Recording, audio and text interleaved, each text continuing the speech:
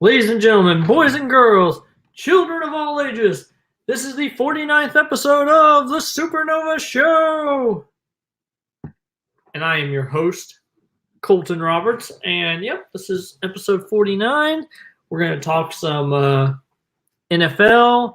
We're going to recap the multiplex awards. And then we're going to do Book of Boba Fett, episode 4 and 5. And of course, today, like practically always, I've got Mr. Robert Kastner with me. So, yeah, let's go ahead and bring him out. Hey, Robert. Hey, everybody. Week hiatus. Now we're back. Yes. Last week was pretty interesting, all things considered. And then this week, new Pokemon game came out, so I've been gaming a little bit today. Then yesterday we had our 33-week appointment, so that was pretty exciting. And then, that's it's interesting. And then of course, like you had your big award show. Yeah. Yep. So it reminds me of better times. 2021. 2022 has not been super. I'll say that. That's no good. Nope. So at least there was one night where I could remember like good times. What's been going on? Oh, work stuff. Work's ramping up. It's that time of year for me. I've almost worked my job a year, which was kind of my goal. Everything after this, I don't care that much, honestly. Could take or leave. Emphasis on leave, perhaps. So I just I'm preparing mentally for my work getting to the point where it was annoying me before the last couple months. Otherwise, some trivia stuff. Although trivia's taking a break, and I don't like the fact that it's taking a break, which means I'm going to get into debating in the interim. So I got one of those coming up, which is neat. And I'm kind of waiting for my sports teams now. I'm just waiting for like hockey playoffs. That's kind of what I have to fall back on now, and that's not till April, so that's going to take me a minute. Yeah. Let's go ahead and, since we just were talking about sports, NFL was very interesting. Yes, we didn't talk about the games from 2 weeks ago because we didn't have one last week. Yeah, we didn't make our predictions on air for last week, so we could indicate how we did this week. Yes. All right. So last week, or 2 weeks, 2 weeks ago, I got 2 correct. I got the Buccaneers. Yep. And the Chiefs. Right. And the Chiefs. Yes. And you got 4 correct. You got the Buccaneers, the 49ers, the Chiefs, and the Rams. Yeah. Jonathan, who was on that, he had the best. He had 5 of the 6. He only missed the Rams Cardinals. Yep. He missed. And frankly, I could have picked the Bengals, but I didn't want to for fear of what ended up happening, which is where we are right now. I had a bracket where this AFC thing happened and I didn't want it to. And then the Bills one, that was just one I thought weather would play into a factor. And weather didn't matter in that game at all. And the point of that was like a microcosm of how that week went, where the games were not particularly good. There was 2 good games of the 6. And one was sort of marred a bit by weird refereeing. And the other one I watched with friends was the best game of the week, which was Niners-Cowboys. Yeah. And the Cowboys did something weird at the end of that game to screw it up. Oh, so. I know. Like you got to give it to the ref. Like, I don't know why people. I know in a Steelers game a couple weeks back they played Minnesota, and Minnesota was up like 29, and the Steelers actually came back. But they missed a chance for additional time because our receiver made he did a little dance as we were trying to move down the field really quickly. And he tried to get the ball to the ref, but one of the other players smacked the ball out of his hands. So everybody was getting onto him because he didn't get it into the ref's hands in time. That's always what you should do. Just worry about getting to the refs. Don't worry about getting to the thing. They would have had 3 seconds. Yeah, they would have had one shot at the end zone. Yep. Yeah, enough time to throw the ball once. And from the 25. So it wasn't like it was going to be a Hail Mary per se. It was going to be it was going to be a fairly middle to deep pass, but one that people make all the time. Yep. And then, and then last week we did predictions via Messenger. And you picked the Bengals, the Chiefs, the Packers, and the Rams. Yeah. And I chose the Bengals, the Packers, the Buccaneers, and the Chiefs. And I was texting you, when was it? Saturday or Sunday? It was Sunday. It was Sunday? Yeah. I was texting you, and I was just I was so mad watching the Bucs play. So I was just they were lifeless for 2.5 quarters. Yeah, and then they started coming back. I had sent you messages being yeah, they've lost. And then they started coming back, and I'm like, oh my Lord. Holy crap. And that was such a good game. It ended up being a decent game at the end, but the majority of that game was the worst game technically of the 4 because it wasn't close for a bit of it. All the other games were close for the majority of the game. That one was the only one where it wasn't, but it ended well. And I don't know what it is. Teams, when they see Brady on the other side, and they were making the comparisons to Super Bowl 46 or whatever, or not 46. 46, I think it was. No, it was 51, Super Bowl 51, where Falcons were up 28-3 in the third quarter and they blew it, lost in overtime. This is 27-3, and people were making those comparisons online because it was the Rams were going to choke in a similar fashion. And I don't know what it is. People just don't lock down on defense, and they play this weird end of game defense that opens up things that Brady can just pick apart because he's Tom Brady. And people make a ton of mistakes. The Rams made so many mistakes, and we're just itching to give the game away. Unfortunately, Stafford and Kupp at the end put them in a position, and they kicked a field goal and won. So kudos to them. Yeah, Stafford has more playoff wins in these 2 tries than he had his entire career in Detroit. Yeah, and then of course, Packers lost. Packers lifeless. Could not do anything. It looked miserable in Green Bay. I showed my wife a bit of it. She's like, my gosh. I'm like, I know. It's just terrible. And Jonathan said, hey, fellas. Well, Jonathan, good job on your wild card picks because you beat both of us. So good job on that. I don't know how you would have picked the games last week. We don't know. But, you could say anything. You could say you would have got them all right. Okay. Yeah, and then Aaron Rodgers just seemed like he wanted to get the hell out of there. Special teams, the 49ers had about 10 years ago special teams problems that prevented them from making the Super Bowl against the Patriots. The Giants ended up going and winning. And this was kind of like karma after 10 years coming back in their favor and allowing them to win basically because of special teams.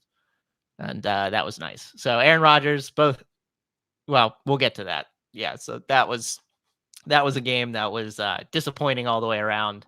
Decent because it was close all the way through and had drama in it, but not particularly well played overall. Yeah, I agree. It was a very interesting weekend. So we got the AFC and the NFC Championship games. You skipped the best game.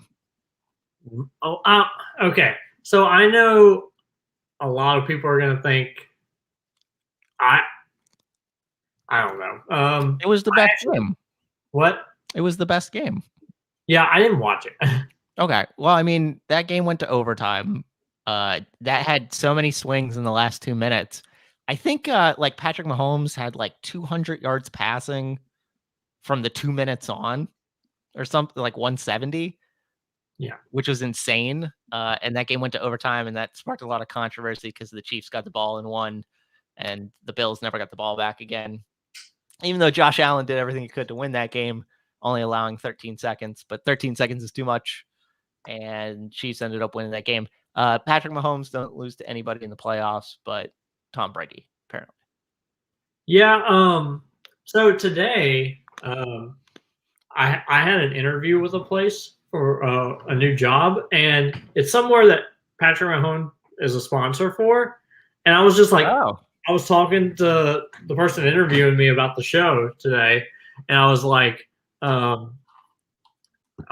yeah, I do this, but now we were talking about the podcast, and I was like, yeah, I can't remember who the Chiefs quarterback is to save my life. oh my gosh. Every week, and you guys are sponsors of them, and yeah, like it's I think they're gonna end up winning. Probably. A lot of people, when I was texting with friends during that game, and I said, is this just the favorite to win the Super Bowl, whoever wins this game, even if the Bills won? And I think we pretty much had come to that conclusion. You have to take the Chiefs because they're the ones left who have the most experience, the most successful experience left. Everybody else, I mean, the Rams made it a couple of years ago, but they lost the Patriots. The 49ers just made it to against the Chiefs 2 years ago and lost. So your money would be on the Chiefs, especially because you would think they have the weakest opponent here in this game, so they probably shouldn't have to do as much. But this was a team that just beat the Chiefs 3 weeks ago, or 4 weeks ago. So, And I don't know what any of that means, so you're all explain it to me. The Packers have used a lot of money on players for the purposes of making a run over these last couple of years, and they made the NFC Championship game in these last couple of years. But the problem is they couldn't get over the hump, and now Rodgers probably wants to be out. He makes a lot of money. They need to sign Devontae Adams, who's their best playmaker, and he would want too much money. So they have to figure out creative ways to reshape their team. They could keep Rodgers. They could probably keep Devontae Adams. They would just have to figure out a bunch of other people in which to exodus from their team, and that would make them considerably weaker for a team that had big aspirations. A lot of people I thought they had a cakewalk to the Super Bowl, honestly, and they failed because Aaron Rodgers is not a particularly good playoff quarterback. It's been seen. He won that one Super Bowl against my team, which should have never happened, but it did. Other than that, he's lost a lot of games at home. He can't beat the 49ers, apparently.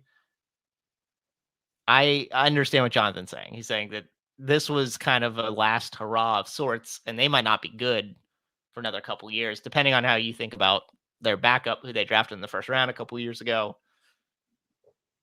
Whatever. But, because my team is rumored to try to make a run. Yeah, exactly. And some of those losses have been bad. Like when the 49ers made the Super Bowl a couple years ago, I think they won by like 40 in San Francisco just by running the ball down Packers' throat, which is why the Packers spent a lot of money on defense the next year. And it worked up until the point when they lost Tom Brady in the Super Bowl because they blew it again. So, I get what he's saying. It's hard. It's going to be hard for them, but I don't care. I don't like them particularly much either. Yeah. It's an interesting time. So it's the Chiefs versus. Yeah, and the last game we didn't talk about was Bengals Titans, which was basically just a comedy of errors. That the Bengals just sucked less. Is the point? Yeah. They both sucked. It's just the Bengals kind of sucked less. And that's how Joe Cool, Mr. Joe Burrow, won a national championship 2 years ago, hurt his knee last year, and now he's in the AFC title game against a team, again, 4 weeks ago, they just beat. Whatever. Yeah. But, this weekend will be interesting. So what are your predictions for Bengals versus Chiefs? I think we both know that one. I assume. Yeah, I want to vamp for a second because I want to know what the line is. I forget what it was. I think it's like Okay. I think it's like 7.5. But I want to know. Yeah. I mean, not that I know anything about football, but I just got a text message saying that it is snowing outside, so that's going to be loads of fun. Our mutual friend Anthony mentioned that they were getting bombarded with snow. It's a Yeah. northeast And, thing. now you don't have to disclose this information, but what part of Texas do you live in? I live in Dallas. Okay. So, we're watching a show right now that's based in Austin. Me and my wife. It's not the wine show, is it? No, it's 911 Lone Star. Oh, that show. Yeah. So, and the last this season started like 3 or 4 weeks ago, and apparently it's like there's a blizzard there, and I'm like, there's always like I've seen promos for it. Every season has like a big disaster, right?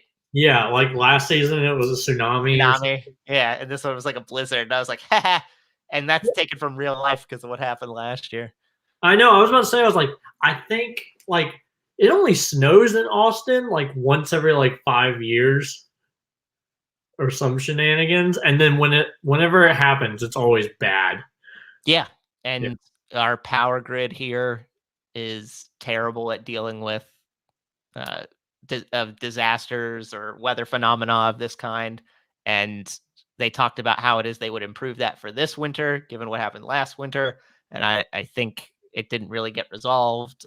There's the thing about having to siphon off power from other states and all this jazz. So I'm glad that the people who made that show were like, let's bring some real life consequences into it.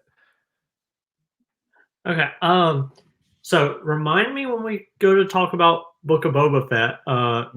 A person left a comment asking our opinion about something, and don't worry about that EMB mall. I will remember that for you. I'm leaving the comment up there, so I'll remember. And yeah, all right. So I have the line. So Bengals Chiefs. It's Chiefs are favored by 7. I think the Chiefs cover that. I don't think this game is going to be particularly difficult. It's kind of akin to, I think it was last year when the Chiefs played the Bills. The Bills had a nice game. I forget who in the previous week, maybe Baltimore. I forget. But then they came in to play the Chiefs, and the Chiefs just kind of ransacked them. And it was one of those things where it was like, oh, cool. Josh Allen, Buffalo got to the AFC title game. Good for them. The Browns last year beat the Steelers in the wild card round. They made the Chiefs work for it in the divisional round. And it was like, good job, Browns. You made it that far. I think this is one of those situations. Good job, Bengals. You made the AFC title game way before anybody thought you would. But it's Patrick Mahomes at home, and he's only lost to one person at home, and it was Tom Brady. And it was his first year he made it there, and there was some shenanigans with refereeing. You probably don't have much of a shot. So it's probably going to be something like 31-20. 31-20. That's what I'm going to say. Okay. Yeah, I also choose the Chiefs. I don't think it's. I honestly, I don't think it's going to be that close. I think it will be in the 30s and then in the teens. Damn. Okay. Yeah. Bengals can put up points. They have nice weapons. Joe Burrow, Jamar Chase, T. Higgins, Tyler Boyd, Joe Mixon. They're all decent. It's just the Chiefs have played really good defense lately, minus that game against the Bills. And Patrick Mahomes knows how to score points in the playoffs, especially. So, except for when he plays Tampa Bay. Yeah. And then, 49ers versus the Rams. I have the 49ers. Okay. Any particular reason? Well, because we've talked about it. They beat the Rams in their last 6 appearances, right? They have, yes. Kyle Shanahan owns Sean McVay lately. Sean McVay used to be Kyle Shanahan's like gopher when they had, because they came from another job. They used to work together. There's a lot of those incestuous things about people who came from people's coaching staffs that could happen with all these different matchups, especially if the Bengals win, because Zach Taylor used to coach with Sean McVay, which means he also used to kind of coach for Kyle Shanahan. But yeah, so you're taking the 49ers just based off history. Yep. This is tough. I mean, it's, as you said, it was only just 3 weeks ago the Rams could have knocked the 49ers out of the playoffs, and the Rams gave up a 17-0 lead and lost in overtime because, of course, they did. It's a 3.5-point advantage. The Rams are at home. I want the game that I want, which is not a retread of the game from 2 years ago. I want the retread of the game that should have been in Mexico a couple years ago, where the Rams beat the Chiefs 54-51, 1,000 yards of offense. Matt Stafford was not the quarterback then. That was Jared Goff. But that game had all the thrills and all the touchdowns and all the yards. That's the game I want. So I'm going to take the Rams. I don't feel particularly good about it. I think the 49ers are probably a mentally tougher team, but I think the Rams showed something with jumping out to a big lead against Tampa, taking Tampa's best shot, and then coming back and winning the game anyway. So I'm taking the Rams because eventually probability has to break through it. Although if you would ask me about that in certain aspects of my trivia life, it hasn't come to fruition yet. But in football, probabilities tend, in sports in general, probabilities tend to even out. So I'm going to go with the Rams. Yep. Yeah. All right. Let me write that down. That's the one place where we'll differ. Yes. Yep. All right. So I'm beating you by 2 with picks. Yeah, I had one more right than you in the first week, and I had one more right than you in the second week. So I'm beating you by 2 picks. in the first week you had. Oh wait, sorry, you only had 2. I'm beating you by 3 picks. Sorry, you're correct. I forgot. And then last week was just awful. So I was this close to being 4 for 4. Yep. Stupid Aaron Rodgers not understanding that he doesn't have to throw to Devontae Adams all the time. What an idiot. But now he's an idiot who will be probably playing somewhere other than Green Bay, Wisconsin. So good for him. Yeah. But all right, so let's we'll go ahead and move on to the movie trivia report. Yes. So one thing, like they solidified some Schmodown stuff.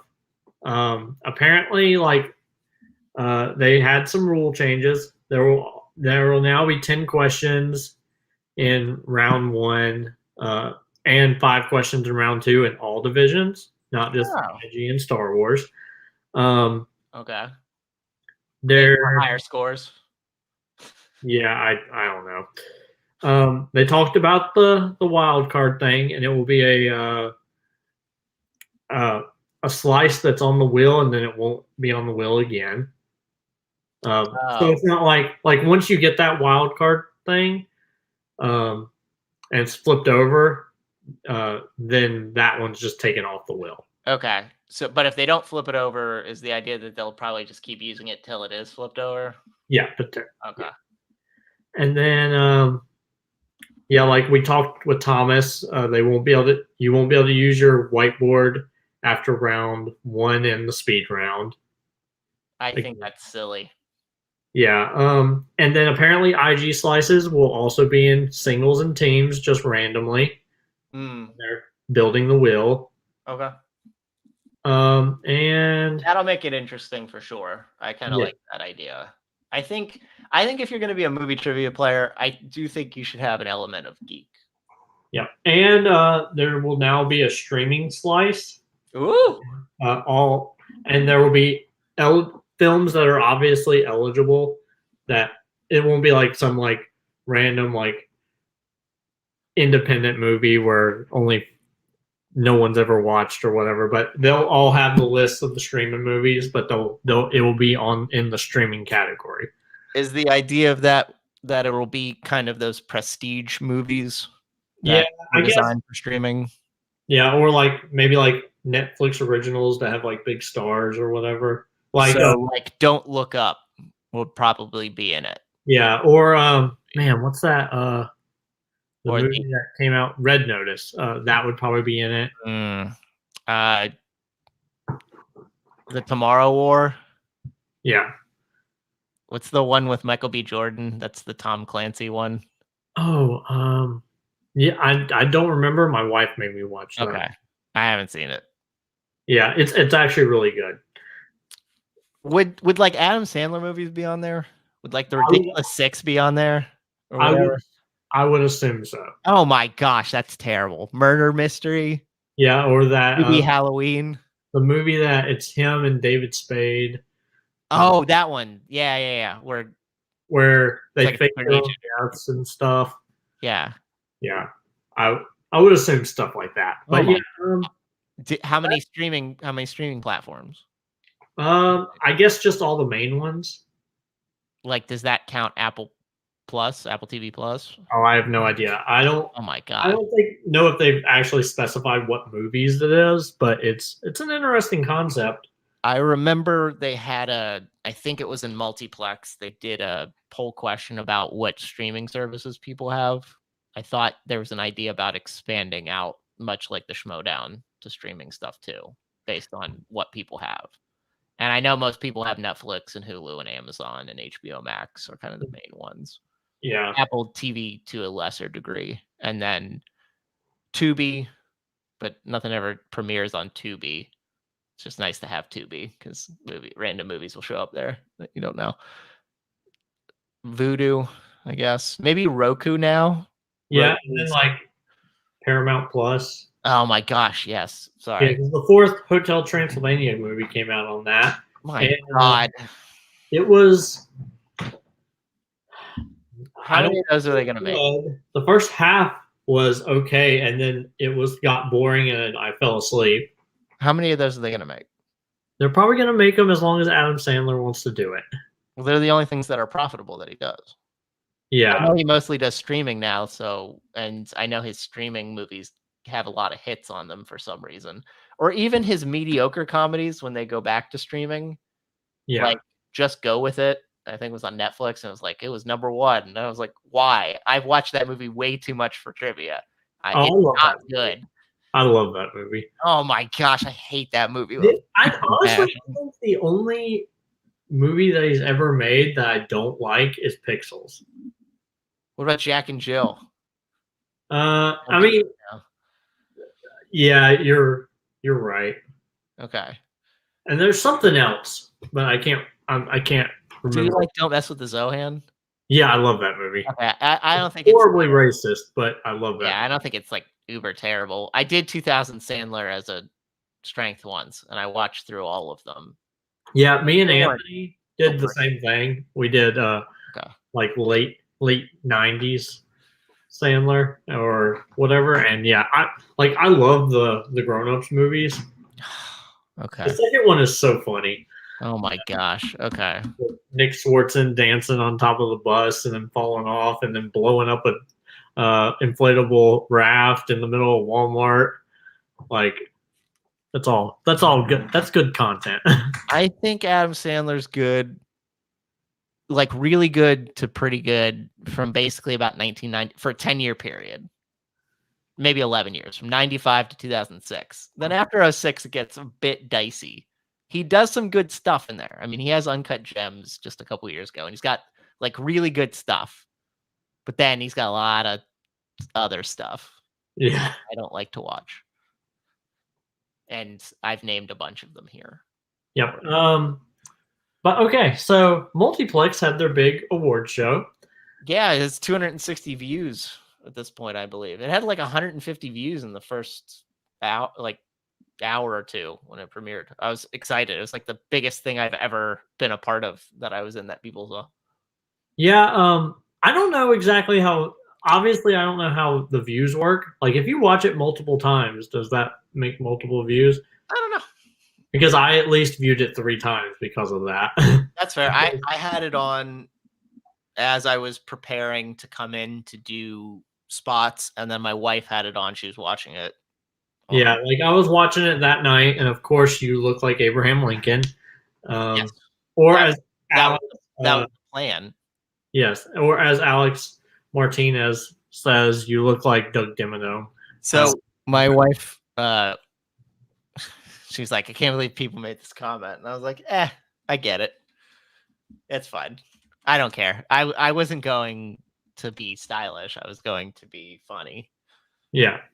But that was good. Like, this was one heck of a show for Yeah, it's pretty good production value, you know. Yeah. I like the music, I like the cues. And like Speeches were pretty good. I think I got most of the awards wrote down. So if I missed anything, all you need to know is that Fun DMC had 9 wins. Yeah. And we won the night. That's all you need to know. Now, of course, we're not going to run down all of these because we got a remotely a limited amount of time. So, yeah. I will say, go through the big ones, go through any controversial ones. Now, yeah, this is the first point is I think Anthony should have won Manager of the Year. So do most of us, but the problem is that he was never going to get a chance to win it. Yeah, no, because he brought what 4, 5 titles to your faction over 4. Yeah, like or wait, 4. Yes. Yeah. 2 Warzone teams, Jake as a singles and a fan zone team. Yeah. Yeah. Yeah. So or Fandom team. Sorry. Yeah, so 4 titles. That's more than any of the other managers did. And yeah, I mean, Kingsman had 0 titles. Yep. That will change this year, by the way. I'm just, for 2021 they were shut out. It was funny. But yeah, like I think Anthony should have won, and it pissed me off. As a rookie manager in a rookie faction, probably should have been given the benefit of the doubt. Like in sports, the people who win Coach of the Year and stuff are the ones who take the people who have no expectations and put them on a platform and a level that, they were better than we thought, probably due to their skill at managing people. Yeah.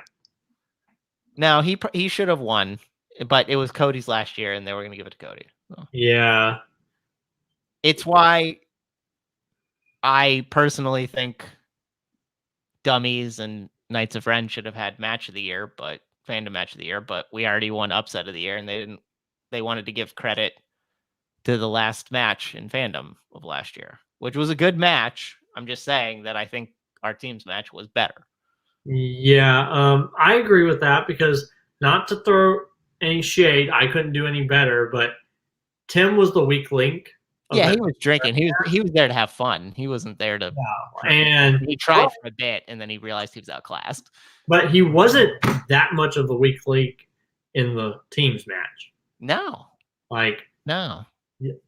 I mean, I don't know. No, the reason Jake and I won is because we happened to both be better than him on that day. Yeah, and that's a rare occasion because Tim is probably the second best Fandom player ever by results and accolades. A lot of wins, a lot of team defenses. He was on 2 different teams that won the title, which hasn't happened. So, yeah. All right. So Bill won Moment of the Year. Yes, he did by fan vote. It was like the NBA. Yep. Should have. It was great. I was happy to have a top 5. I was in the top 5. Yep. My speech for winning the Fandom one. I was like, yay. Sweet. And then you won Fandom Rookie of the Year. When I came in, we were behind watching it. So I didn't know what award I had come in to win. Yeah. I should have assumed it was that one, but I didn't know. Yeah, my speech was I immediately sent you congratulations, and you were like, I have no idea what I won. Yeah, I don't know what I won. Okay. Yeah, I mean, that was not to be a surprise. I had a better season. The only person I was up against was Jake, and I made the #1 contender match, and he didn't. That's basically what it was. We were basically lockstep with each other. I answered more questions right, and I won an additional match. That's why I got it. Yeah, and then Dummies won Fandom Rookie Team of the Year, which was obvious because you guys won the title. We won the title. We were 5-0, and we're 5-1. So yeah, we only lost the Knights of Ren. I mean, come on. Bill won Warzone Comeback Player of the Year. He did. Jake was on that list. Jake didn't really know why he was on that list because he didn't have a losing record, but Bill had a losing record and parlayed that into winning Turmoil and winning the team's title. I mean, It was incredible. The up, the down, and then how far up he went from that down. And then Dummies beat Knights of Ren, won upset of the year for Fandom. Yeah, for Fandom, and should have. No, we didn't. Yeah. We didn't expect to win. Yeah, and then like that's an award you guys will never get again. Unfortunately, yes. Well, unless Jake and I just go in the crapper. Yeah. Well, because even then, I think I almost think I want that to happen so we could prove them wrong that we could do that again. And Ginyu Force won Warzone Team of the Year and Rookie Team of the Year. Yeah, they won 2 tournaments, and the only match they lost was in the finals to Stallions, who were the champions, and then they beat Stallions. Well, sorry, and they lost to Kumite, but you only lose in 2 title matches. That's pretty good. Now they're this interesting hybrid team because Payson's no longer in our faction. Yeah, I was going to ask, how does that work? Like, they're basically like a free agent team. Oh, okay. Which sucks. I preferred to have the wins under the DMC banner, but it doesn't work that way. Okay. They didn't want to be a part, which makes sense because they're good.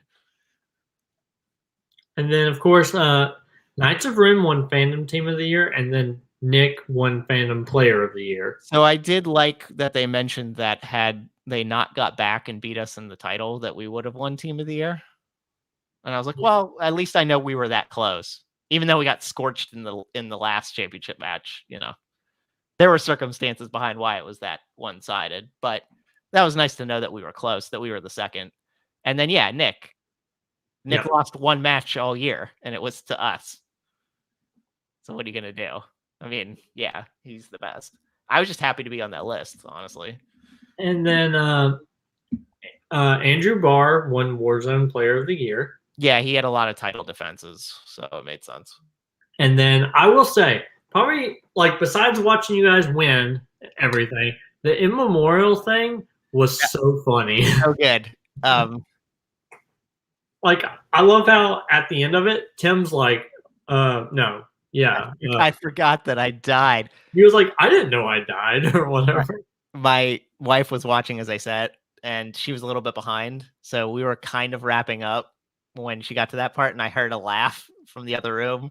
And when I came out, she's like, "Did you hear me laugh?" I was like, "I know what it was from. It was for the in memoriam, wasn't it?" Yep.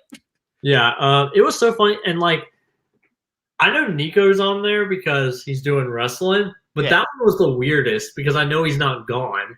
Like, like that one was the weirdest because it showed him, and then it's what's his team with Spence called? Isn't it Fire? No, isn't it Phironic? Isn't that what it is? Hearts of Kyber. Hearts of Kyber. That's Kyber. That's what it was. Yeah, and then they popped up, and I'm like, oh, okay. That team popped up too, and I was like, oh yeah, I forgot we switched teams. We redid the teams. So yeah, but I mean, Nick and Tim were on there, and they're not gone. They're just gone for now. Yeah. Yeah. Okay. So Andrew Barr versus Caleb Boatman 2 won Warzone Match of the Year. That was a really good match that Barr pulled out of his butt at the end. It was very interesting. I like that match a lot of Warzone matches. It's one that I remember pretty vividly of the ones that were on that list. And then, of course, we've already talked about the Fandom Triple Threat won Fandom Match of the Year. Of course. And I mean, it was a great match that Scully had in the bag, and then he just blew it on the last 2 questions. Yep. And then Jake Meltzer won Player of the Year. As he should have.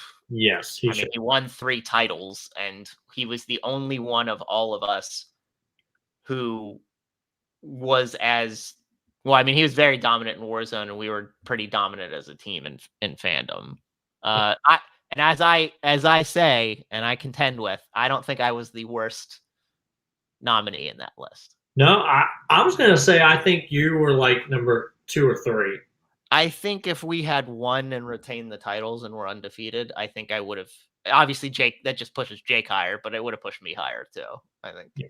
I think having that loss stings, but it was against the best team who's ever played Fandom. So what are you going to do? Yeah, and that's all the notes I have because I didn't. And Kirk won Fan Zone, the match of the year, which I think was him and Jacoby, because they did that funny joke about because Jacoby argued with Kirk about like who had the best acting careers, like in less than 8 movies, I think. And he said John Cazale, the great John Cazale, who was in the first 2 Godfathers and Dog Day Afternoon. And Jacoby won with Florence Pugh. So Kirk sent him a book about the theory of acting or whatever. So that was a fun bit. And then Kirk won Fanzone Player of the Year because he was the best. He was the best debater the whole time. And then I think that's really it. I think you nailed everything else. I think that was basically everything that happened. Yeah. But yeah, like fun DMC 9 wins. I got to be a part of 3 of them. I think winning three awards is. I don't think anybody won more than 3 awards. No, I don't think so. No, I don't think so. Nope, it was me. I did it. Yeah. I think somebody else did as well, but I can't remember who it was. Oh, David. David also won 3 awards because he was the Warzone Rookie of the Year, and then he was in Ginyu for Team of the Year and Rookie Team of the Year. So me and David had the most wins. Yep. But yeah, but just remember, I beat David in our debut match in Warzone. Yeah, that's right. I did do that. He's still mad about that terminal question, but whatever, it's fine. But, he ended up having a better season than me anyway, so it doesn't matter. Yeah, and then of course, like since we're keeping it on trivia, I think I am going to be able to book Laura Kelly and Thomas Harper to come on the show again. Probably. Whoa, Laura Kelly and Thomas Harper! Look at you. Yeah, you should be a talent booker. Yes, but like the Colbert Show or something. Should be like yeah, if we get on that, look what I can do. Look who I can bring into this. Yeah, rinky-dink show. That's right. Yeah, but yeah, because I know Laura and I have been talking about High Republic stuff a lot. So I think she's going to come on to talk about general Star Wars stuff, and then so I'm gonna do one of these. Yeah, and then Thomas and I were messaging today because today's his birthday. Happy 37th birthday there, Thomas. He's like 37? Yep. Wow, good for him. He has his life pretty well on track. Yep. And so he will come probably sometime after the end of Book of Boba Fett or before that. I don't know exactly when, but it will definitely be. So we can talk about the Book of Boba Fett / Mandalorian season 2.5. Yes, and since we're moving into that, spoilers here. Yeah, so Book of Boba Fett. Yes, that sure was something. Episode 4 and 5. So let's lead up to what I was saying. So episode 4 was the episode where they do the break-in to Jabba's palace to get back Slave One. Yes, which I know a lot of people have commented online that they hate that he didn't call it Slave One. He was I don't think they want to do that anymore. Well, they're like, hey, help me break in there and get my fire spray gunship. Which, guess what? If you're describing your ship to someone, that's what you would tell them. You wouldn't tell them the name because they wouldn't have any idea what you're talking about. Wouldn't they? No, like. Don't you think Slave One would have been fairly famous in the planetary systems? The ship of Boba Fett? I don't know. And Jango Fett?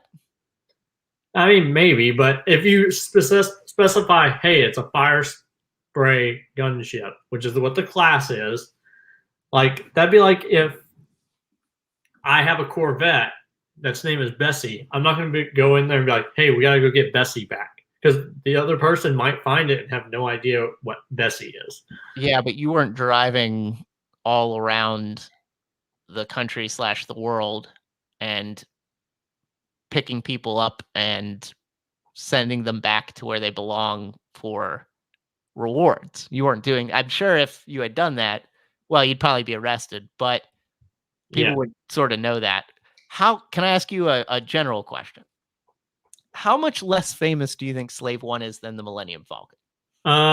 tremendously less famous. Tremendously less famous. Yes. Okay.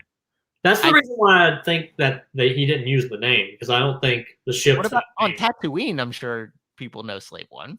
Well, I think he is more famous than his ship is. Where is he? Because he keeps saying that he's Boba Fett. Yeah, I think he's using that to be like, oh, people recognize the name, and they're like, huh? Because normally he's like without the helmet on when he says that. It's true. He needs to be in the helmet more. What's the deal with that? Well, I guess Pedro Pascal's more famous than Tamura Morrison, and Pedro Pascal's just like, I'm gonna stay in the helmet. Yeah, and which we'll talk about that in a few minutes. Why I think that's a thing, but yeah, like, so I think it will come up that he'll be like he'll reference it as the Slave One. I know a lot of people. I mean, I don't care either way. Like, I would rather him not rename it. So if they just keep the classification of what the ship is, then that's fine. But I mean, they used the term sand people, didn't they? Which I thought was supposed to be a no. Yeah. Going forward, but I'm pretty sure I heard the term sand people in one of these episodes. Yeah. Yeah. When he's talking to Fennec Shan, I'm pretty sure he says sand people. Yeah. Which I thought was a no. And then I assume they're, because of the negative connotation of Slave One, that that's why I thought they wouldn't say it. But yeah, I mean, that is definitely possible. I don't know how I feel about that, because like I've never liked the Slave One as a ship. I've always thought it was weird that, like, I mean, if you watch it in Mandalorian season 2, they're so weirdly oriented with how they are in juxtaposed to how it is that the ship flies. Like, and at least like there are other versions of that ship like out there. Like we've seen in like animation before. Like there are other fire spray gunships. So like at least like whenever they in the Force Awakens, they were like, oh, she got away on a YT model freighter. I'm like, it's Kylo Ren. You can just tell him that it's the Millennium Falcon. It's okay. I actually like that, because I think that was a specific choice by that person, because he knows who he is and he doesn't want to mention the Millennium Falcon. I like that, actually. Yeah, but then like Snoke, like 5 minutes later, is like, she's aboard the Millennium Falcon with your father. Yeah. Well, he doesn't give a crap about discretion, but like the underlings at the Starkiller base or whatever, on the supremacy and whatnot, would probably adhere and acquiesce to Kylo Ren, but Snoke doesn't give a crap, so he'll just say it. Yeah. Didn't give a crap. He is half a deformed clone man. No. Yes, he is. But yeah, like I like that episode a lot. I thought it was weird. The situation.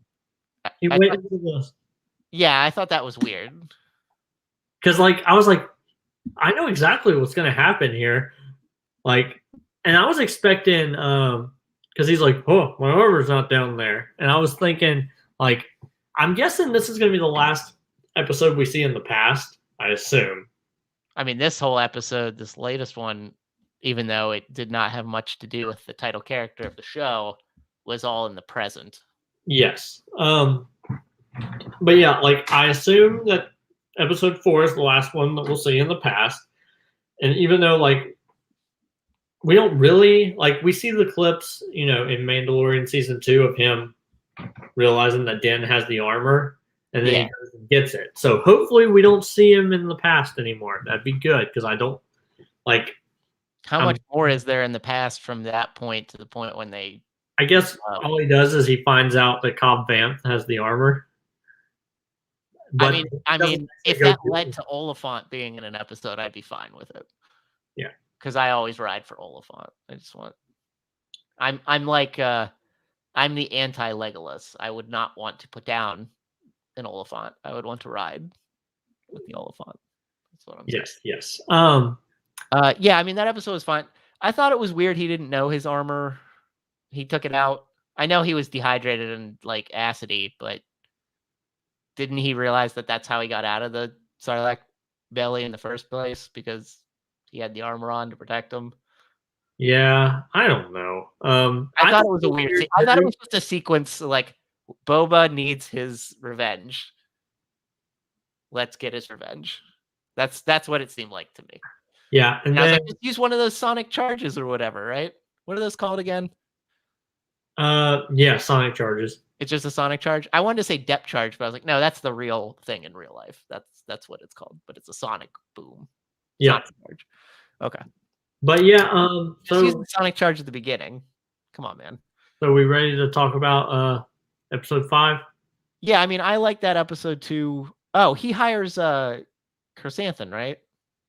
Yeah, yeah, he goes in there and That's man, the best part. The best part is Chrysanthemum beating the crap out of everybody in the cantina. By the way, Jennifer Beals just making so much money being in this. They go back to the cantina all the time for some reason. yeah, specifically, he only beat up Trandoshans, which I Yeah. like because like there's history of both those planets are in the same system, and Trandoshans go to Kashyyyk and steal Wookiees and make them slaves. Good. So it would make sense that when he's like, "Hey, I don't like you people," which is a little racist because they're just being normal. So you think he's like Dr.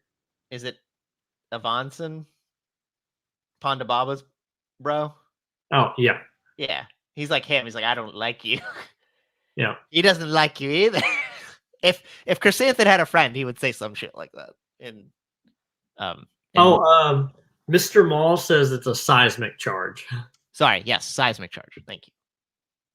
Yes. What was Yes. the question that EMB Oh, Mall had before, by the way? yes. All right. So moving on to episode 5, we will. Oh yeah, and Boba had the thing about having that meeting with all the clans and being like, "Help me," and they're like, "No," and he goes, "Well, then don't interfere when I fucking go to war with the Pikes." And they're like, "Okay." Yeah, and then the end of the episode, like it plays the Mandalorian's theme. So I immediately knew I was like, well, he's going to be in the next episode. I didn't know how much he was going to be in the next episode. It was just Mandalorian chapter 17 or whatever. Yes, yes, it was. It was really good. Like he's on a Halo ring. Yeah, it reminded me of Elysium. Did you ever see Elysium? Yes. Okay, it kind of reminded me of Elysium. I was like, oh, there's probably like a rich part, people in the sun, Yeah. and then there's probably like a cheap part, the poor Yeah. people. So he goes to the meat packing plant. Yeah, And, it reminded me of Rocky. yeah, and then cuts the dude's head off. He does. Can I ask you a question about that? Yes. I was watching that with my wife, and I'm looking at the Clatoonian, right? The dog-faced people. They're like the planet of dog-faced boys. Yep. But the way he was acting and the way they were acting, I was like, these people aren't Star Wars characters. They're like Sopranos characters. He's like leaning back, and he's like, "Hey," he basically did the Star Wars. Hey, oh, hey, coming to my meat packing plant, coming here. I don't know that guy. That's what it reminded me. It didn't feel Star Wars-ish until he took out a darksaber and started cutting people up. Honestly, like I was thinking the entire time, I was like, does he not have it? Because he was going to town and it was tucked like right here, and then his like he pulls it out and I'm like, oh yeah, and now I'm like, ooh, what's the interaction after like he offers it to Bo-Katan and she's like, no, I can't have that, and then he gives up Grogu. And then, like, now I'm wondering what happened in between that and this. Like, he obviously got depressed and went back to bounty hunting. I didn't know when that was till I saw him with the darksaber and the spear, and I was like, "Is this like in the past? Are we doing a past for him for some reason? How does that play into the Boba Fett thing?" And then I was like, "No, this is in the present." And I like the part where he drags the darksaber across the ground. It's very samurai-esque. I didn't realize till later when they do the scene of the fight that it's because he didn't know how to wield it correctly. I thought it was a choice, but it wasn't a choice. He was a victim of circumstance, which I thought was funny. Yeah, which, like, so he cuts the thing's head off, then goes, Yep. turns it in, and then he finds the Mandalorian coven. I like the bird person, by the way. I don't know what species that is, but I like that bird person who gave him the bounty. I thought that person was. I wanted more with that alien, but I digress. And then he finds the Mandalorians, and The two. the armorer is like, yeah, you don't need that spear anymore. I was like, oh, don't do that. We took so long to get the spear. I thought the other thing about it was I was like, if I was the Mandalorian, I'd have a problem deciding which weapons I wanted to use on a daily basis. It's kind of like I was watching a rehash of like Ocarina of Time. And you have so many weapons in Ocarina of Time. Like, what do you use, honestly? And I Yeah. thought that would be the case with the Mandalorian. And then on this one, I was like, well, at least that takes out a weapon from his C-pad, so to speak. Yeah. And so I guess that's some. But I was pissed. I was like, oh, come on, we took a long time to get that spear. Yeah, and then like we get the backstory of the fall of Mandalore. Yes. Which, like, I know people have talked about. All right, so if the Darksaber is like resisting Din, but what? Like, I know people have been like, but why did it work for Moff Gideon so much? And my theory is that once the Empire took over and appointed Moff Gideon as the head of Mandalore, that Darth Vader probably trained him how to use a lightsaber. Is it possible he was also force sensitive? Well, I think that if he was force sensitive, he would have beat Din a lot easier in that battle that they had. I mean, yeah, you could write your way out of that one. I was just wondering because I was listening to a review of it and they were talking about, how usually swords have, the hilts on the hilts, they have the counterbalance for the purpose of not trying to stab you, but lightsabers don't have that because they're wielded by Jedi who are in tune with their movements and they have the force to guide them and all that stuff, but Din doesn't have that.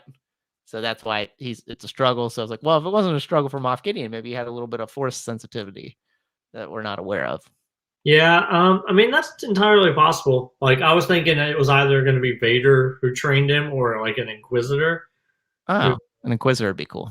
Yeah, but I don't know if there would be any more Inquisitors during that time period because, like, Bo-Katan gets the Darksaber in Rebels, yes. and there could be some like Roman people by then, but like, I know, like, so the armorer after he beats Par Vizsla.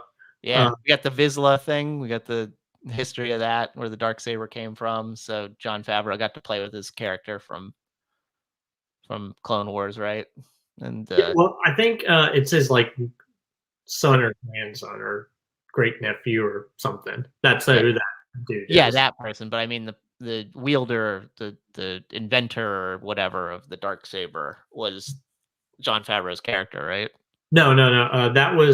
It was Jon Favreau's character's like 1,000-year. Oh, so Jon Favreau's character is like the great granduncle of like the great great uncle of Paz Vizsla or whatever. And then okay. Tar Vizsla, who is the one who created the Darksaber, is like 1,000 years before pre Vizsla. Okay. Jon Favreau's character. Yeah. But like, and the armor's like, have you ever taken off your helmet? And I'm like, oh no. So I didn't like that. I didn't like it for when it was asked. I was like, why didn't you ask that when he just came back and hurt himself with the Darksaber? Why go through the rigmarole of training him with it, having a competition for it, and then asking him? Maybe it's a part of like that ritual battle that then they do that, and as children of the watch, they're like, wait, are you still good? I thought it was weird. Yeah. It was a weird situation. I also thought it was weird that Din agreed to the battle after he was getting his ass kicked. I was like, yeah, no, I'll just do it right now. I'm like, you don't want like, can you take a timeout and be like, I need 30 minutes and then we'll go ahead and do this. Yeah. I thought it was bad strategy, but he won in the end, sort of. But yeah, Mandalorian no more.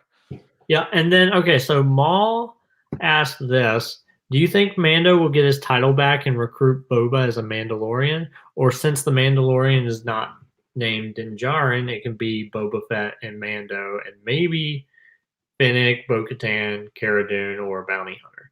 And so my opinion on that, what he just asked, I'll leave it up there for seconds. But I think he will go to Mandalore and bathe in the waters, or he'll just when Bo-Katan says, "Yeah, you don't have to listen to the armorer," because she removes the helmet all the time. She's like, "You're actually the leader of the Mandalorian people. You got the sword right." That will be a thing. But I don't. I thought it was a referendum on right and left wing political views on the internet. Yeah, I don't think Boba will become a Mandalorian, and also I definitely don't think Cara Dune is going to be featured at all. I think that's done. Yeah, like we've talked about that.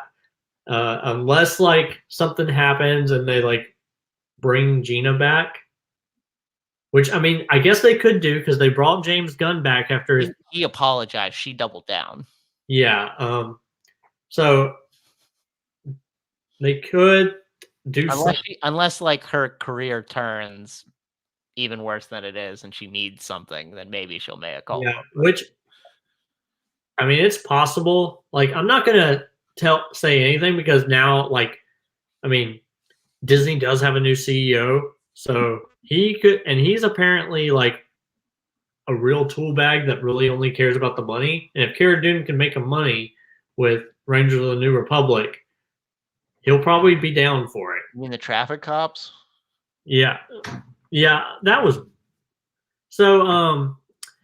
Yeah, they have the entire thing where like, he goes to Tatooine. They find he's helping build a Naboo starfighter, which I love. People wondered if it was Anakin's. There's because they said like the numbers in the bottom matched Anakin's that he rode in Phantom Menace. Yeah, that would be very coincidental if that was the case. Yeah, and like he scrapes the paint off of it so it kind of matches his armor. And then he goes to town and he goes through Beggar's Canyon and like along the pod. Yes, he does. Racer thing. I wanted him to bullseye a Womp Rat, but we couldn't get that far. Yeah, and then he flies off into space near the cruiser, and then 2 X-Wings show up. So there was the one guy, I can't remember his name, the guy on his right, that we saw in Mandalorian. And then there was another dude. Yes. The other dude is the guy who played Luke. Luke's stunt double in the Mandalorian end of season 2. Yes. And since I have seen those behind the scenes pictures, it weirded me out so much because I thought he was supposed to be Luke Skywalker. And because he had just talked about, I got to go get my little buddy. And then an X-Wing shows up with the guy who plays Luke Skywalker, and I'm like, oh, that was too easy. I don't know if I like that or not. And I'm sure that was put in for that like not for the point of the plot, but to just make people think that could happen. And honestly, like I think that's what's going to end up happening next episode is we'll get the next episode because at the end of the episode he's like, oh, I gotta go do something real quick. Yeah, I think I go do stuff. That will the next episode will open up and he'll have Grogu back. No. And then I think in Mandalorian season 3, we'll have like a 3 or 4 episode chunk where that's the storyline of him going and getting Grogu. I don't think so. I think that was the one and done. I think that was just to be like, hey, remember the Mandalorian who you probably like more than Boba Fett at this point? Well, because I know got it. Because it does seem like he's going to help Boba. Is he though? At the end of this season, there's 2 episodes left. I don't know. Well, that's the reason why I think the next episode will just be like a jump. It'll be like 2 weeks later or something, whatever planetary time is, and he'll have Grogu back. And then the beginning of Mandalorian season 3 will be those episodes where he goes gets Grogu, and he's like, "Hey, I got to go to Tatooine," and then it will be Book of Boba Fett the last 2 episodes. I wouldn't think they'd want to make that story jump. I would think they want you to think that for this episode that he's going to get him right now, like, and to bring him in for this. But I feel like that would be a choice. And considering all of season 2 is about him going to a Jedi for training, it would seem a little disingenuous to season 2. Yeah. But I do think because like she offers him money and he's like, no, this is on on me. So that's the reason why I think he will be in the next week's episode. Okay. And then maybe they'll explain that he's like, yeah, I couldn't get the kid back. And then that will be, and maybe season 3 will be him like actually like watching over and like being like, okay, I have to wait a little while longer because Luke's not done yet. Because I think he'll get Grogu back in season 3, because if they wait too long, then Kylo will kill Grogu. Because no, he'll have Beskar armor. Maybe he can't be killed. Well, yeah, but I mean, he has like this much Beskar armor, so Maybe like that's enough. Well, but we do know in canon that all of Luke's Jedi apprentices are killed by Kylo Ren.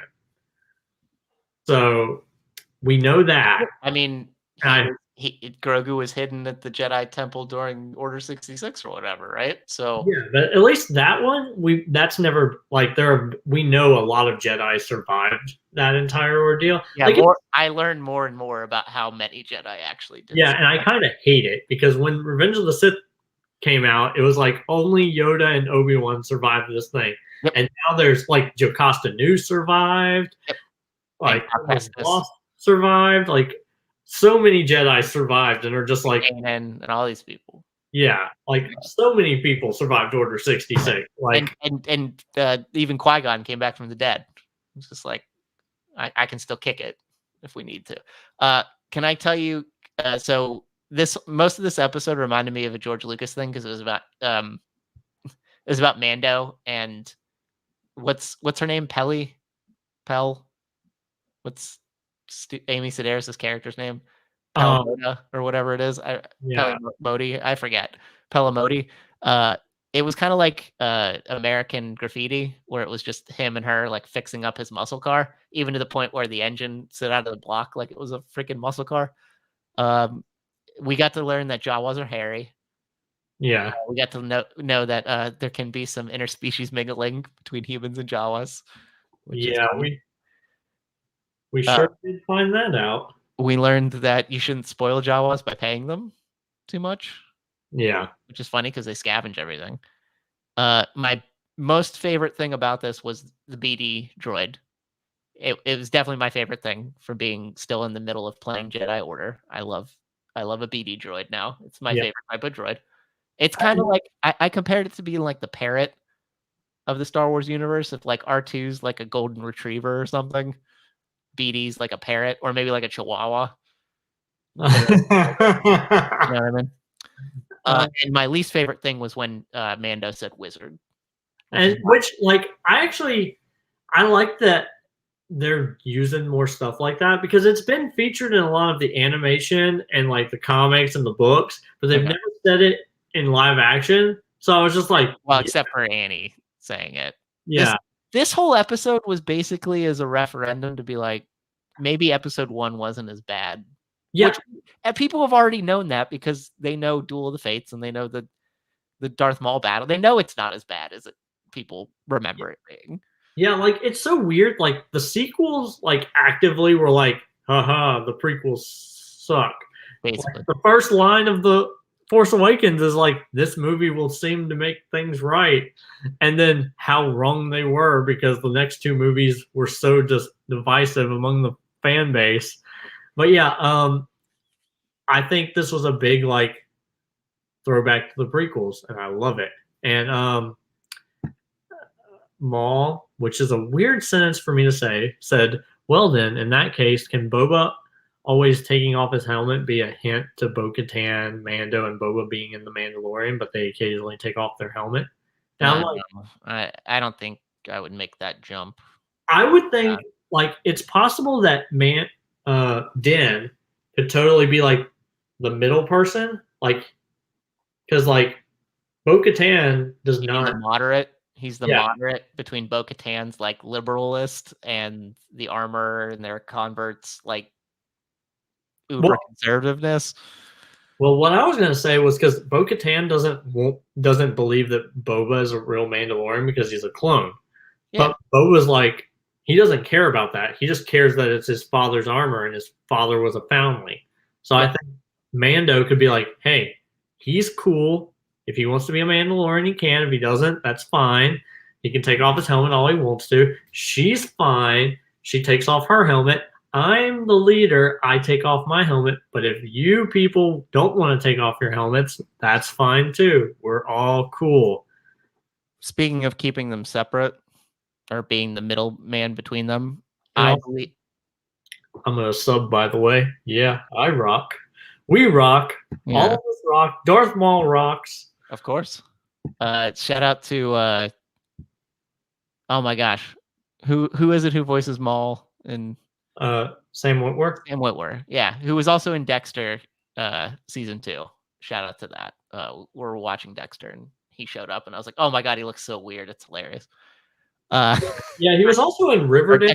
Dexter season 1. Sorry, he was the Yeah. Ezra killer, believed to be, not the Bay Harbor butcher. That was Yeah, he was also in Riverdale. Yes. Like last season, and he jumps out a window and dies, and I was so sad because I actually knew one of the actors in that show. Like my wife watches that, and I'm like, "Hey, look, there's Darth Maul!" And then he immediately jumps out a window, and I'm like, "Bye, Darth Maul." No, I think in Mandalorian season 3, Boba might be in an episode or two if this connects into Mandalorian season 3, and then I don't think Bo-Katan will be seen till like the end of season 3. I think that might be like when the showdown happens. That might like be the big set piece of her coming to challenge for the Darksaber at the end. That's my opinion. I don't know what's in the middle of season 3. I couldn't tell you, but honestly, like that's what I was thinking. I was thinking that season 3 was going to be the big civil war between her and Mando, and that him helping Boba would then turn in Book of Boba Fett would then turn around into Boba helping him in Mandalorian season 3. Okay. Because I know they've wanted to connect all their shows, and they're kind of doing the Ahsoka. Well, in Ahsoka, Thrawn's supposed to show up, and then there was supposed to be. We've talked about it enough. Rangers of the New Republic with Cara Dune, and then when Thrawn shows up, all these organizations have to unite to go against this Imperial threat, and that's why I think like Boba's uniting the crime syndicates. Ahsoka is trying to find Ezra and stuff, and then Bo-Katan and Mando are trying to figure out who's the rightful leader of the Mandalorians, and then Thrawn will be like the Thanos character that comes in and unites them all. And I heard rumors about Kira maybe being at the end of this, or maybe in something else as well. Yeah, since she's in, Crimson Dawn. Yeah, I've heard something very similar to like lead into maybe like if they do Solo 2 as a series instead of a movie. Probably be better for everybody. Yeah, and I had heard like things of like maybe Alden Ehrenreich could show up as Han, but I don't know how I feel about it. Really? Yeah, I've heard that, or I've heard that Harrison might show up as Han. And He wouldn't. I hate that. Well, he showed up in Rise of Skywalker. If they pay him enough, he'll probably do it. But pay him in money and weed. Yes, he needs that too. Maybe airplane. Maybe if they give him another plane, maybe he would do it for that. So, like, I just don't want everyone to be in. Like, I liked seeing. You will have diminishing returns if everybody's in. Yeah, like I liked seeing Luke for that one scene, and I'm sure I'm still iffy on it. Honestly, I like everything leading up to when he talks. Oh yeah, I agree. Like I loved all of his, and I think Sebastian Stan would be great as the Luke Skywalker. If Luke is going to have his own like a bunch of scenes in something, it needs to be Sebastian Stan. It does not like I liked that Mark Hamill was actually like on set, but it needs to be someone else. That face was Uncanny Valley is what we call it. Yeah. I mean, I like episode 5 way more than episode 4, but it does have that weird thing about it's not really a Boba, it's just another edition of The Mandalorian, which is great because I prefer to watch that show than the Boba show. But Bryce Dallas Howard did a good job again directing an episode. There were cool things like the whatever the rod is that they stuck in the back of the N1 Starfighter was believed to be the rod that they use in the trash compactor to hold up the walls. Yeah. In New Hope. So that's cool. The nods are cool. I like Mando when after the battle when he has the after the fight when he has the dudes, the Klatooinian's head, where like when he goes into public places, he perks up and doesn't limp around. But when he's by himself, you just see him kind of like old man Mando, just kind of just limping around like, ugh, I gotta walk down some stairs. Ugh, I gotta take a ladder down to the substrata. Ugh, gotta do all this stuff. Hate this. That's what I loved about it. It was kind of like Mando was over this life. He's like, I'm kind of over this life now. I kind of don't like this anymore. Yeah, and I do think, like, yeah, I think he's going to get little chainmail for Grogu, which, yeah, like. I was hoping it'd be a cool, dope-ass helmet that could fit his ears, but, yeah, whatever. Yeah. It was shaped like his head. They wrapped it like his head, but it's probably not a helmet. But I kind of hoped it was. Yeah. They get everything in life, you know? Yeah, it's going to be interesting. I do think, like, I agree. This was my favorite episode. And I hate saying that the best episode of the series so far is the one without Boba Fett. Yes. And that's weird. And I hope, the next 2 episodes are great. I hope they are. I don't have high hopes. Yeah. Like, they'll be great. They might be decent to good, but I don't honestly, like, all right. So I know, like, Mando, I assume it's going to be in the next 2 episodes as well because he's the muscle that they're going to go get. But do you think maybe? I think maybe in the last episode, but I don't think with Grogu. That's my opinion. But do you think he'll?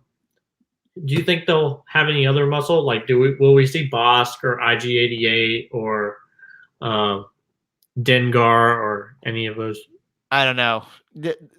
Will episode 6 have some more Fennec Shan going out and recruiting, or are we just to assume that she did that in the in-between spaces? That's what I want to know. Are they going to do more recruiting stuff, or is that just going to be? I assume that they'll just say that they did it in between. Okay, but I would like if they had more muscle. Yes. Yeah, I'm trying to think, like, what other characters I would like to see be as quote unquote muscle. I'm trying to think. Can we get one of the dudes who stole the Millennium Falcon in episode 7? Yeah. We get the Duquesne brothers or whatever. Could we get one of those? Can we get Conja Club? Yeah. What was the other one? Or Varian Death Squad or whatever it was. I forget what it is. Yeah. But yeah, my Star Wars knowledge isn't what it used to be, but it's something like that. Yeah, and then, like, I wonder, I know I've seen other people were like, oh, if he needs muscle, maybe that's how they'll bring Omega and the Bad Batch in. And I hate that idea. No. Well, one, because I don't want to see all the different versions of those clones, because they will, unless they get Sylvester Stallone to come in as, oh crap, what's his name? Hunter. Yeah, if they do that, I will be super happy about it. But if they don't, I'll be depressed. And, like, I don't think it's necessary, really. But yeah.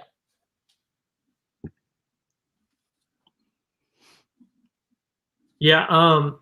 So yeah, we're gonna wrap this up pretty soon. I do want to say, like, they announced this week that Jedi Fallen Order 2 is coming out. No shit.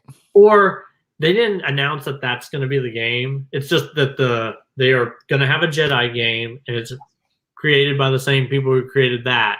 So the assumption is that it's going to be. I really need to get on playing and beating that game. I really need to. But yeah, let's go ahead and call this a show. Oh, and while we're doing farewells, I know we're not talking about the show, but it's running concordantly with Boba Fett. Peacemaker is a fantastic show. And yeah, I have a bunch of binge watching I need to do, like 5 episodes worth. Yeah, and luckily enough, like, I think maybe tomorrow I can watch a bunch of it because my wife will not be home, and I can put the kids in their room and just tell them to watch. Because right now they're watching Rebels. They're trying to catch up. They got Rebels and then they got Mandalorian, and they're trying to catch up before Book of Boba Fett ends. Wow. So that's what they're doing. So then I can watch it in the bedroom because apparently there's a lot of sex and yeah, it's a James Gunn R-rated John Cena show. But I'll support anything that a wrestler's in. So John, it's really good. Yes, I have way better than I thought it was going to be. Which I'll just say that. Yeah. But the show was good. Thank you for coming on, and of course, thank you, Mr. Jonathan and Mr. Darth Maul. Darth Maul. EMB Maul, to be more specific, for being in the comment section. That's awesome. Yeah. We appreciate any and all comments that we can work off of. Yes. While we can pontificate the day is long, we do like answering questions as well. So keep those coming. Yes. Do you have anything you would like to plug or anything? No.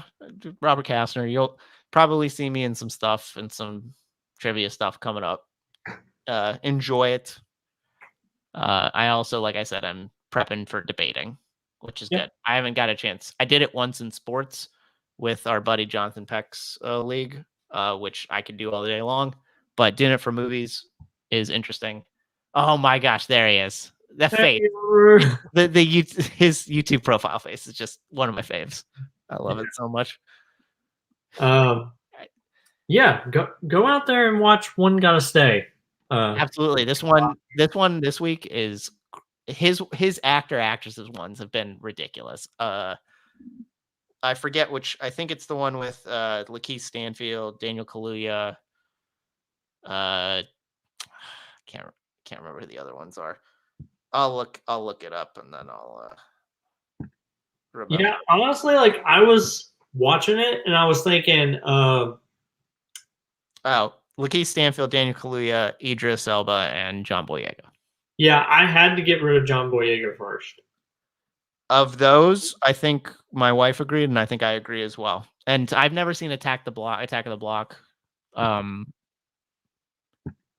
Idris and Boyega, that's his 1 and 2. I think Idris would be my 1, but it would be hard. I haven't watched like Judas and the Black Messiah, but I've watched Get Out and I've watched like Kick-Ass 2, and I've watched things that Daniel Kaluuya is in, and I think he's amazing. Black Panther. And Lakeith Stanfield is amazing in Get Out. And I was just watching Knives Out last night, and I like him as this kind of subtle foil to Daniel Craig's Benoit Blanc. And by the way, Knives Out 2 probably coming out in the fall, and I'm gonna ride or die for that movie for sure. Can't wait for that to come out. But yep.